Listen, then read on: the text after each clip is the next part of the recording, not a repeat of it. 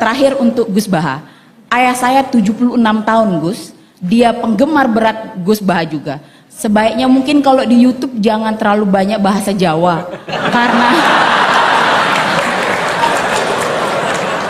Karena bapak saya itu penonton terus setiap saat. Meski adik saya lulusan Al-Azhar Kairo Mesir, dia juga menerjemahkan apa yang Gus Baha bilang. Tetapi ayah saya bilang kurang lucu dibanding dengan Ya, silakan. Assalamualaikum warahmatullahi wabarakatuh. Waalaikumsalam. Nama saya Indra Lukman dari Universitas Kiai Haji Ahmad Siddiq Jember. Di sini saya ingin bertanya terkait bagaimana bagi umat yang awam untuk mengkontekskan atau merelevansikan sebuah ayat pada fenomena yang terjadi di era modern ini, Gus. Saya ingin bertanya ke Gus Baha serta Gus Kiai Prof. Quraisy Shihab, yang dimana fenomena ini yang saya kaji terkait fenomena Down Syndrome, yang dimana Down Syndrome ini merupakan sebuah kondisi ketika kita berada di depan orang lain itu kita merasa baik-baik saja, namun sebenarnya kita itu dalam tekanan batin yang sangat luar biasa. Nah juga saya menemukan ayat yang dimana terdapat pada Quran surah Al-Baqarah ayat 42, yaitu wala talbisul haqqo bil batili wa taqtumul haqqo wa antum ta'lamun, yang dimana janganlah kamu campur adukkan kebenaran dengan kebatilan dan jangan pula kamu sembunyikan kebenaran sedangkan kamu mengetahui. Bisa dibantu mikrofonnya agak jauh sedikit karena kami nggak dengar. Ya, jangan terlalu dekat ya. Ya. Oke. Ya. Jadi bagaimana kita cara mengontekskan ayat Al-Quran dengan fenomena yang terjadi di era modern ini, Gus? Mungkin itu saja. Kontekstualisasi, baik. Kita cara kontekstualisasi ayat Al-Quran gitu ya. Oke. Dalam sebuah permasalahan. Ya. Baik, terima kasih. Pertanyaan satu lagi, Ibu. Ya, sana ya. Singkat padat, mohon menyebut nama ya. Ya. Assalamualaikum warahmatullahi wabarakatuh. Nama saya Esti Wahyuni. Saya dari Lombok. Udah ya. Saya dari Lombok, Gus. Ini pertanyaan untuk Gus Baha. Gus, saya sekitar 3 bulan yang lalu saya pergi menghadiri akad nikah di bawah kaki Gunung Rinjani. Di sana orang tua mempelai perempuan tidak mengizinkan anaknya untuk tidak akad dengan cara Rasulullah. Baik akadnya, baik bahasanya, baik caranya, semua dipisah. Tapi karena mempelai laki-laki tidak mengerti, akhirnya sampai sore diajarkan, lalu diajarkan dengan baik, akhirnya ditunda karena tidak sesuai dengan tata cara Rasulullah dulu. Itu namanya desanya Sembelia kalau nggak salah. Jadi kami pulang dengan akhirnya batal acara itu. Itu yang pertama, Gus. Ini untuk Profesor Tuan Guru Tuan Guru Quraisy Shihab. Saya sungguh penggemar berat sampean, Prof. Untuk Prof. Quraisy Shihab, apa yang sebaiknya dalam rumah tangga, apakah tetap bertahan dalam pernikahan atau tetap bertahan dengan kesabaran, dengan harapan bahwa suatu hari suami akan menjadi lebih baik atau tidak begitu. Tetapi apakah bertahan dan tidak itu, maksud saya bertahan sampai mencapai titik lelah atau bertahan dengan penuh harapan tentang perubahan itu. Ini terakhir untuk Gus Baha. Ayah saya 76 tahun, Gus. Dia penggemar berat Gus Baha juga. Sebaiknya mungkin kalau di YouTube jangan terlalu banyak bahasa Jawa karena bapak saya itu penonton terus setiap saat. Meski adik saya lulusan Al-Azhar Kairo Mesir, dia juga menerjemahkan apa yang Gus Baha bilang. Tetapi ayah saya bilang kurang lucu dibanding dengan Jadi mungkin sebaiknya dikurangi bahasa Jawanya. Jadi kami yang dari luar Jawa ini, ayah saya terutama bisa ikut ngaji. Terima kasih. Waalaikumsalam warahmatullahi wabarakatuh. Waalaikumsalam warahmatullahi wabarakatuh. Baik, terima kasih. Pertanyaan untuk Gus Bak dan Prof. Kures, kontekstualisasi ayat Al-Quran. Kemudian yang untuk Gus Bak ini terkait dengan pernikahan tadi, bertahan atau seperti apa. Kemudian yang untuk Gus Bak lagi ya, jadi saran. Ya. Baik, mohon dipersilakan Gus Bak. Ya. Ya, nanti. Bismillahirrahmanirrahim. Tadi siapa? Mbak Esti siapa? Esti Wahyun. Lombok ya? Oh ya. Jadi begini, kalau nikah itu tidak harus memaksakan persis seperti yang dipraktikkan Rasulullah SAW. Itu harus diberi pembelajaran. Dulu itu ada sahabat namanya Abdurrahman bin Auf. Itu lapor ke Nabi ya setelah nikah. Beberapa sahabat juga menikahi perempuan yang di luar panduan Nabi. Jadi Jabir itu anaknya Abdullah, punya saudara putri banyak. Dia tahu kalau panduannya Nabi itu halla bikron tola ibuha wa tola ibuk. Ya kalau kamu nikah bisa mungkin tuh yang perawan. Karena perawan itu masih lucu. Kalau sudah mama kan wah garang misalnya. misalnya. Tola ibuha itu bisa lucu, bisa mula abah. Kalau mama diajak mula abah kan mintanya mahal-mahal. Kalau masih perawan mungkin balon 10.000 sudah cukup gitu.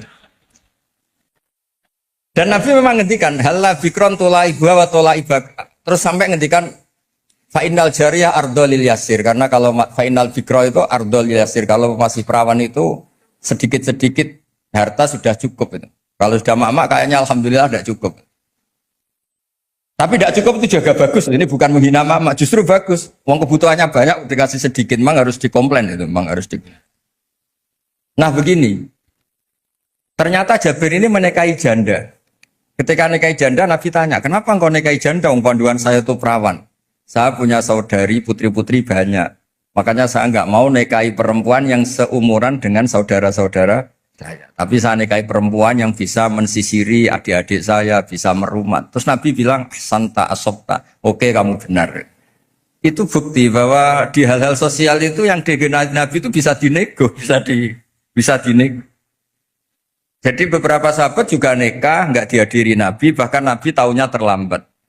Ada sahabat matur, loh kamu kok tersenyum-senyum kenapa? Habis nikah ya Nabi. Terus, kam sukta ilaiha, kamu ngasih mahar berapa? Wasna nawatin min dahabin, ini sekitar gini. Terus Nabi ngendikan, aulim walau bisatin, ya kamu harus ada pesta-pesta kecil lah, supaya teman-teman kamu tahu. Jadi selalu ada ketidaksempurnaan dalam nikah, yang penting itu sah. Itu harus dilatih berkali-kali. Karena kalau nggak dilatih itu dikira syarat-syarat ideal atau kesunatan dikira itu syarat apa? Sah. Misalnya a'linu hadar nikah wadribuhu bidduh waf'aluhu fil masjid. Nikah itu harus dimaklumatkan, lakukan di masjid dan pakai terbang. Itu sahabat tahu semua, ulama tahu semua. Beberapa itu tidak syarat sah, tapi cukup sebaiknya begini, sebaiknya gini. Kalau dan itu banyak sahabat yang zaman itu pun nggak nikah di masjid, juga nggak pakai terbang. Nah itu ranahnya ulama, itu namanya istihad. Orang bisa, kalau dalam bahasa usul fikih namanya tangkihul manat. Apa yang dilakukan Nabi kita seleksi, ini hukum, apa adat, apa kebutuhan, apa kasuistik. Yang dicontohkan Pak Kores tadi, ada orang kasuistik tadi, kayak Abu Sufyan itu rojulun misik.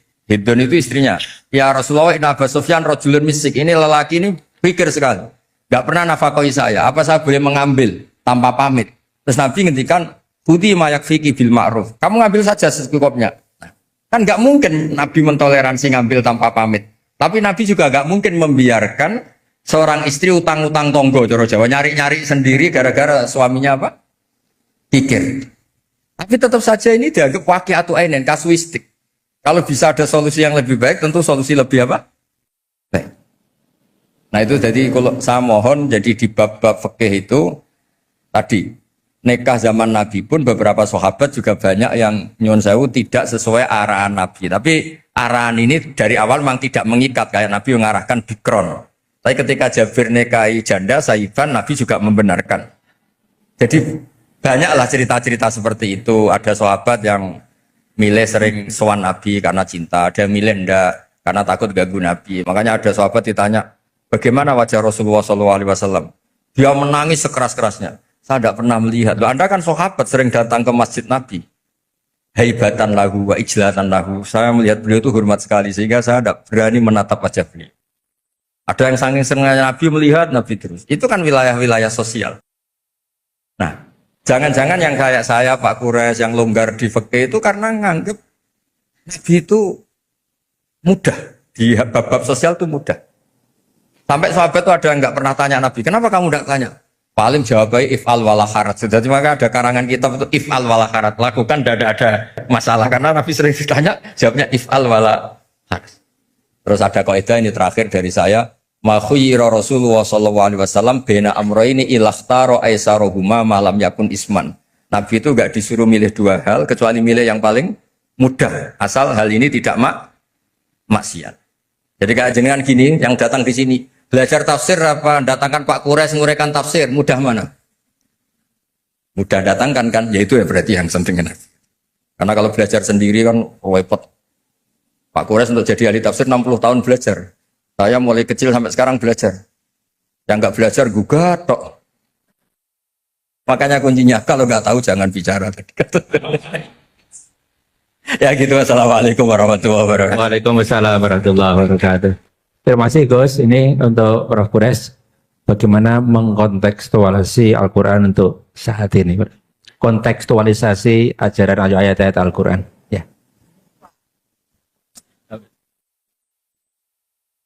Memahami Al-Quran atau sebelum sampai ke sana, Al-Quran diturunkan untuk umat manusia sejak masa Nabi Muhammad sampai akhir zaman. Itu prinsip. Yang kedua, Al-Quran karena diturunkan Allah untuk seluruh manusia sampai akhir zaman, maka pasti kandungannya dan dituntut oleh ulama untuk memahaminya yang sesuai dengan perkembangan masanya. Itu pasti. Adanya perkembangan masyarakat menjadikan masyarakat masa lalu sedikit atau banyak pasti berbeda dengan masyarakat kita. Dan karena itu penafsiran masa lalu tidak mutlak harus kita pegang.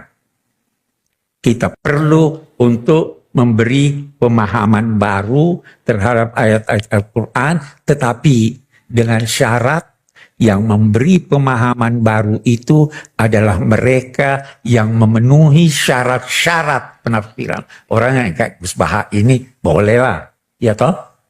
Karena ada bukan setiap orang menafsirkan ini dan sebagainya. Nah, dalam perkembangan terakhir saya insya Allah minggu depan akan bicara dalam satu seminar tentang itu. Dalam perkembangan terakhir tafsir itu ada yang dinamai tafsir maqasid.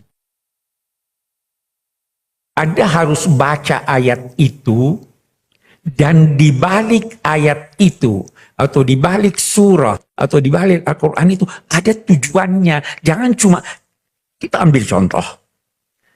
Pemilu yang lalu di Jakarta. Ribut Al-Maidah 51. Keributan itu karena tidak mengerti Al-Quran. Tidak mengerti apa arti aulia. Tidak mengerti ada kata di dalam Al-Quran. Tadi Gus Baha sudah singgung. Ada kata di dalam Al-Quran yang kita tidak bisa terjemahkan secara harfiah. Saya ambil contoh kalau dari hadis. Bentar saya beri contoh dari Al-Quran. Nabi bersabda, saya ingin salat dikumandangkan, kemudian saya suruh seorang jadi imam salat, baru qamat, baru saya mau pergi bersama sekian banyak orang membawa kayu bakar untuk membakar rumah-rumah muslim yang tidak ke masjid salat. Memang wajib ke masjid. Tidak kan? Kenapa Nabi mau bakar? Anda harus paham bahwa ada yang dinamai penekanan, istilahnya dalam tafsir taglid ini untuk memberikan ini perlu, bukan berarti memang Nabi mau ini, memang berarti bahwa Nabi memang mau bakar. Itu banyak begitu. Jadi kita harus paham ini. Berdasarlah ulama-ulama lalu telah memberikan penafsiran pencerahan untuk masyarakatnya. Ulama masa kini dituntut untuk memberi penafsiran dan pencerahan untuk masyarakat walaupun berbeda dengan yang lalu selama masih dimungkinkan oleh teks, saya kira.